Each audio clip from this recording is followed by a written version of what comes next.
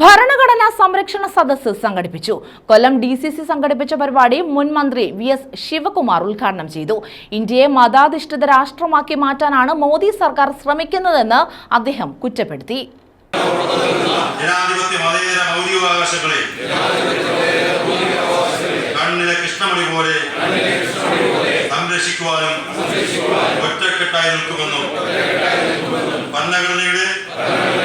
പ്രാധാന്യത്തെക്കുറിച്ചും ഭരണഘടന നൽകുന്ന അവകാശങ്ങളെക്കുറിച്ചും പൊതുസമൂഹത്തിൽ ബോധവൽക്കരണം നടത്താനുള്ള ശ്രമങ്ങൾ തുടരുമെന്നും DCC പ്രസിഡന്റ് P. രാജേന്ദ്ര പ്രസാദിന്റെ അധ്യക്ഷതയിലാണ് ഭരണഘടനാ സംരക്ഷണ സദസ്സ് സംഘടിപ്പിച്ചത്. ഇന്ത്യയിലെ എല്ലാ പൗരന്മാർക്കും സാമൂഹികവും സാമ്പത്തികവും രാഷ്ട്രീയവുമായ നീതി, ചിന്ത, ആശയാവിഷ്കാരം, വിശ്വാസം, ഭക്തി, ആരാധന എന്നിവയ്ക്കുള്ള സ്വാതന്ത്ര്യം, സ്ഥാനമാനങ്ങൾ, അവസരങ്ങൾ എന്നിവയിലുള്ള സമത്വം എന്നിവ ഉറപ്പുവരുത്തുന്നതിനും വ്യക്തിയുടെ അന്തസ്സും രാഷ്ട്രത്തിൻ്റെ ഐക്യവും അഖണ്ഡതയും ഉറപ്പുവരുത്തുന്ന സാഹോദര്യം എല്ലാവരിലും വളർത്തുന്നതിനും ദൃഢനിശ്ചയം ചെയ്തുകൊണ്ട് നമ്മുടെ ഭരണഘടനാ സഭയിൽ വെച്ച് 1949 നവംബറിൻ്റെ ഈ 26-ാം ദിവസം ഈ ഭരണഘടനയെ അംഗീകരിക്കുകയും നിയമമാക്കുകയും നമുക്കായി തന്നെ സമർപ്പിക്കുകയും ചെയ്യുന്നു.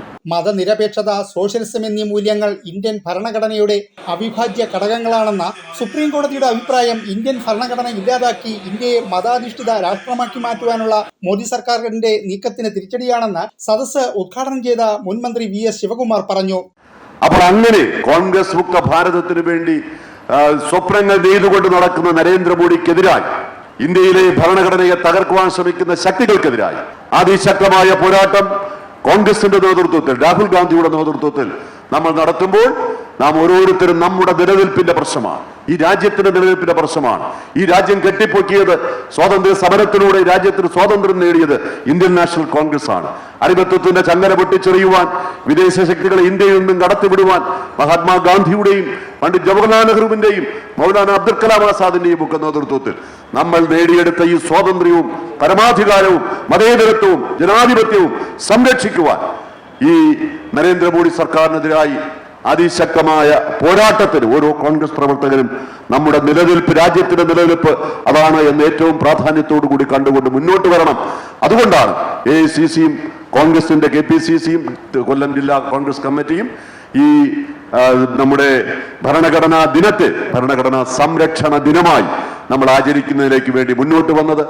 1976-ൽ ഇന്ദിരാഗാന്ധി ഭരണഘടനയുടെ ആമുഖത്തിൽ സോഷ്യലിസ്റ്റ്, മതനിരപേക്ഷത, അഖണ്ഡത എന്നിവ ഉൾപ്പെടുത്തിയത് വിശാലമായ മതേതര കാഴ്ചപ്പാടോടെയാണെന്നും ഇതിനെതിരായി സുപ്രീം കോടതിയിൽ ഹർജി നൽകിയത് സംഘപരിവാർ ശക്തികളാണെന്നും അദ്ദേഹം പറഞ്ഞു. ഭരണഘടനയെ തൊട്ട് സത്യപ്രതിജ്ഞ ചെയ്ത് മന്ത്രിയായ സജി ചെറിയാൻ ഭരണഘടനയെ വെല്ലുവിളിച്ചിട്ടും മന്ത്രിസഭയിൽ തുടരുന്നത് പിണറായി വിജയന് മോദി പ്രീതി ലഭിക്കുന്നതിന് വേണ്ടിയാണെന്നും ശിവകുമാർ പറഞ്ഞു. KPCC രാഷ്ട്രീയകാര്യ സമിതി അംഗം advocate S. Bindukrishna, UDF chairman KC Rajan, KPCC secretary Sooraj Ravi, DCC ഭാരവാഹികളായ S. Vipinachandran, Chittumoola Nasar, N. Unnikrishnan, P.